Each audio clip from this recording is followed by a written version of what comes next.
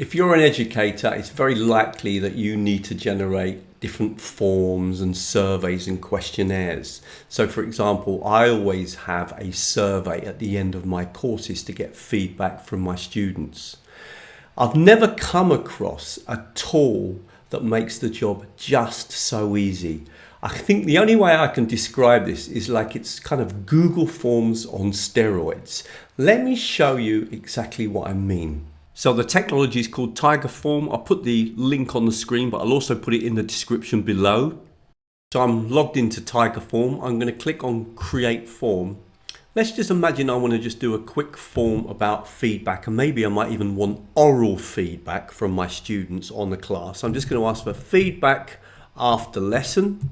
So I'm just going to write that in, okay. I won't bother to put in a description, of course I can. I want name, so I'm just going to click here and it immediately generates it. I want the student's email address, so it's going to immediately put that in, absolutely no problem at all. I'm going to come down here, and in this one, notice I could choose all of these fields. I love the way you just click and it produces it. I'm going to choose audio. I want audio feedback, so I'm going to click on that one now. Now the only thing I will need to do is to come down over here, click on the audio feedback, because one thing I will need to do is edit it, and I'm just going to write in here, add your feedback by recording. Simple as that. I want that to be required, and so I'll click on that button now, and I will actually require, I'm just going to come back here, make sure if I click on edit that we also require the student's name and their email address as well. So I'm going to edit that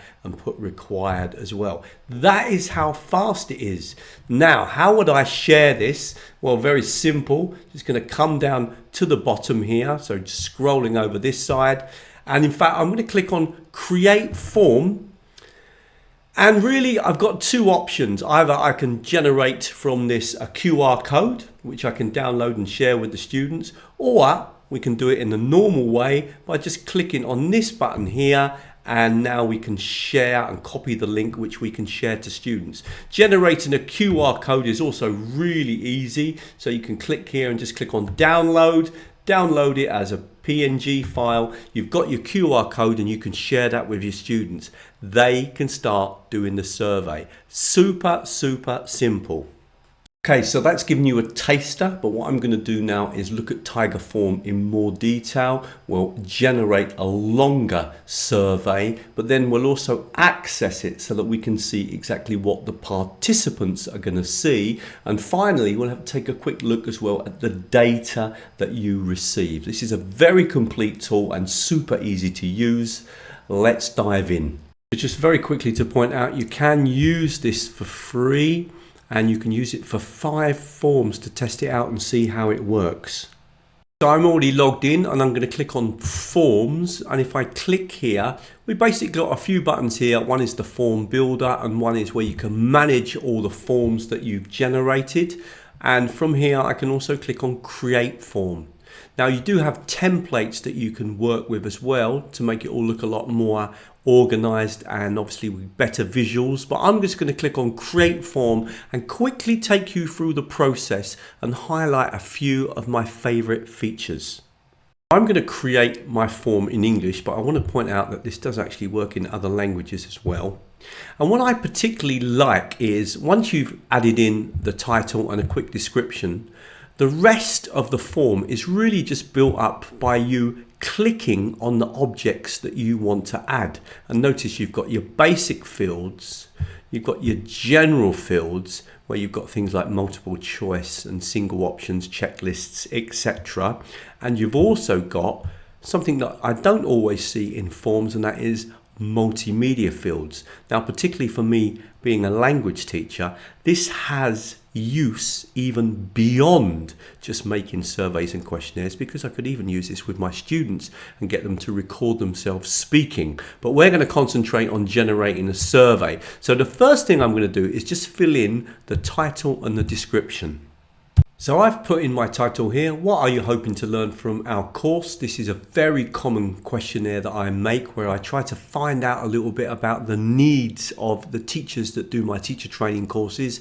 I've put in a quick description and that really is it. Now look how easy it is for me to start to build the survey. Well, I definitely want the student's name, so I'm going to click here and I'm going to ask for that. And I'm going to just move over to here. Notice as soon as I roll over, it gives me the option to edit, clone or delete. I'm going to click on edit and just say required.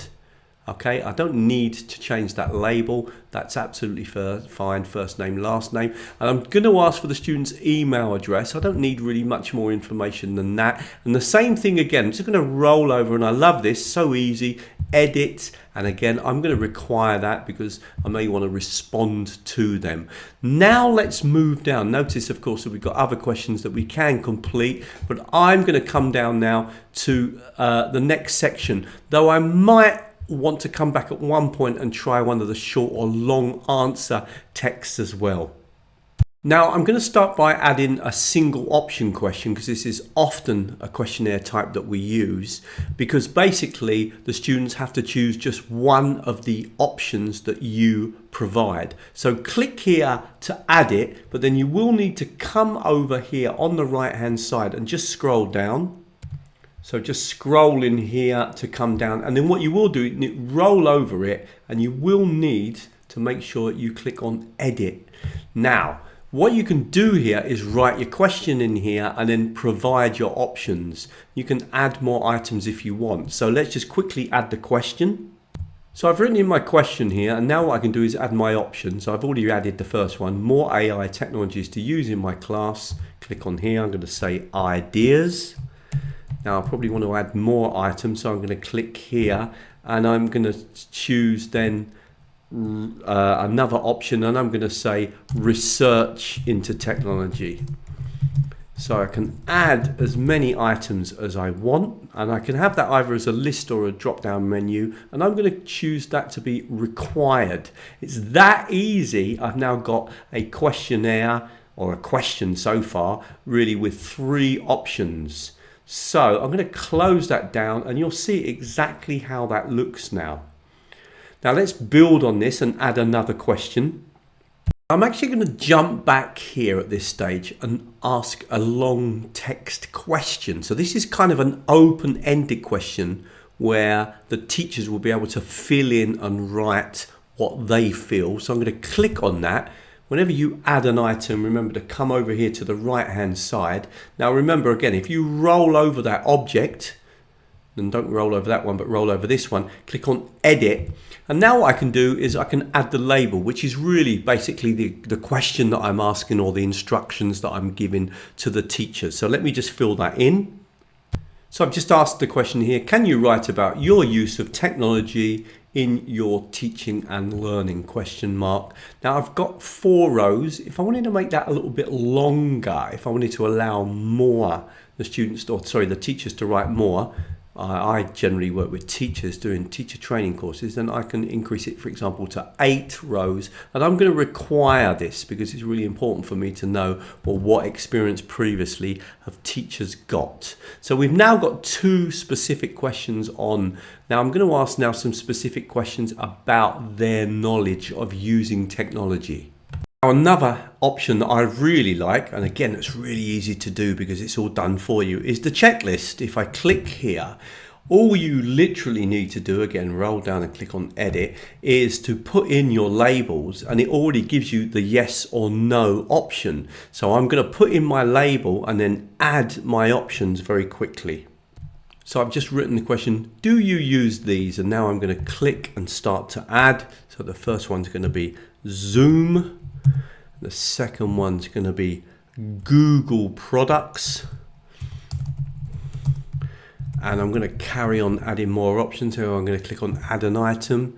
I'm going to add more. And then I click here to just add to it. So in this case, I'm going to put Chat GPT. I'm going to add another item. And I can carry on add in as many different products that people or the teachers will be able to say yes or no, they use that particular product. So I'm just going to add a couple more. I'm going to add word wall, and I'll do one more. I'm going to add Padlet. And now I've got myself an activity with all these different options to add in, okay? And if I've got one here too many, I can just delete that. I won't need that one. Again, this is required. I won't need neutral, but if I wanted to add it, that means don't know often, yes, no, don't know. I won't need this in this particular one because you either use these technologies or you don't. Super quick, see? And this is what I like. Now let's look at some of these multimedia options that are available to us. So I'm going to add one more feature, and then I'm going to show you exactly what the form looks like, because I think it's really interesting to see what this will look like for the people who are going to be completing the form. We're going to add an audio field. So we're going to come down here, click on audio, and as usual, you'll need to scroll down, and there it is. Roll over it, and as always, you can edit. And I'm just going to put here a very quick instruction. So I've asked teachers to share the technology you use the most and why. Okay, and I'm just going to add that. So we've got now a pretty substantial little form here. This could be a good little questionnaire to gather data from my teachers before they did a course with me. And what I'm going to do is, and I've got two options here. I can generate the QR code, but I'm going to concentrate first of all on this button here and create form, because that creates a form that we can then share with our students. And instantly what I'm going to do is I'm going to click on this link here, copy that link, and just open it up as a student or as a teacher to see what the form really looks like. Okay, really hope you like the video, and if you do, please click on the like button because it massively helps me. And don't forget, if you do like this technology and you want to try it for free, there is a link below in the description. What I'm going to do now then is focus on what everything looks like for the participant if they go to complete the form.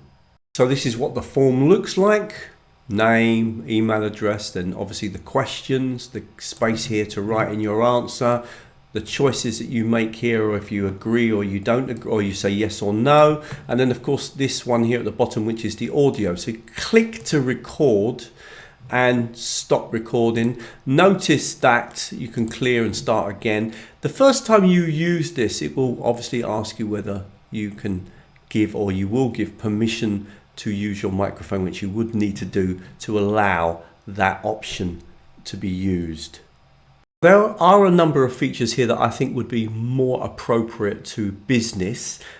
Choosing a template may be an option. You can actually choose a template to help you to generate your form, and that can be a nice way of working because the templates obviously look really good. So that's one thing that you might want to look at. Another thing to keep in mind, of course, is once you start to collect the data, you're going to want to see your submissions. And if I look at this one here, which is active, I can click on the submissions and already see that some of my students have begun to record their audio feedback, for example. So it's very easy to access the submissions. So we've really got essentially three buttons here, and two of them that we're going to be using a lot. One is the actual form builder, and then the other is where you're going to manage forms. Now one other thing is, and this would be particularly useful if you're wanting feedback in the classroom, or if you're at a conference and you want to get people instantly to give feedback during the conference or at the end of the conference. One of the options, of course, is to just show them a QR code which they could then point their mobile phones at and then fill in your questionnaire immediately. So you do have that option, because what you can do is just click on download, and we could, for example, download a PNG file, and that would be in my downloads. And in fact, if I just click on this to open it up, we should be actually able to see that code. So you could, project that into the conference and people could instantly reply or instantly answer your survey. Okay, I must say I'm pretty impressed with TigerForm, and don't forget there is a link in my description if you want to access it and try it out for free. If you liked this video, please click on the like button, share the video, leave a comment, and even click on the hype points and give me a few hype points as well. Thank you very much.